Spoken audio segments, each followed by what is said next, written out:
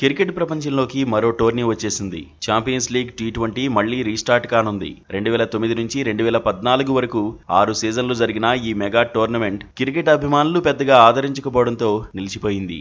అయితే 2026 సెప్టెంబర్లో ఈ లీగ్ తిరిగి ప్రారంభమయ్యే అవకాశం కనిపిస్తోంది.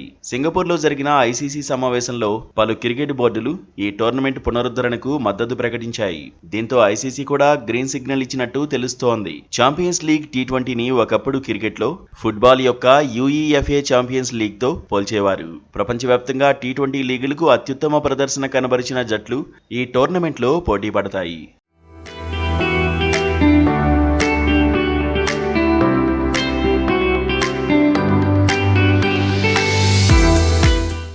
IPL, big bash league, the 100, Pakistan super league, South Africa టీ20 లీగ్ వంటి అగ్రశ్రేణి లీగుల విజేతలు పాల్గొనున్నాయి.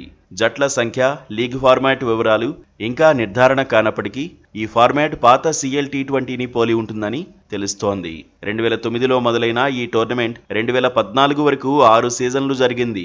ఈ 6 సీజన్లలో ఐపీఎల్ జట్లు ఆధిపత్యం చెలాయించాయి. Chennai Super Kings, Mumbai Indians 2 సార్లు విజేతగా నిలిచాయి. ఆస్ట్రేలియా జట్లు New South Wales, Sydney Sixers ఒక్కోసారి టైటిల్ గెలుచుకున్నాయి. చివరి సీజన్ 2014లో బెంగళూరులో జరిగిన ఫైనల్లో Chennai Super Kings Kolkata Knight Riders ను ఓడించి విజేతగా నిలిచింది.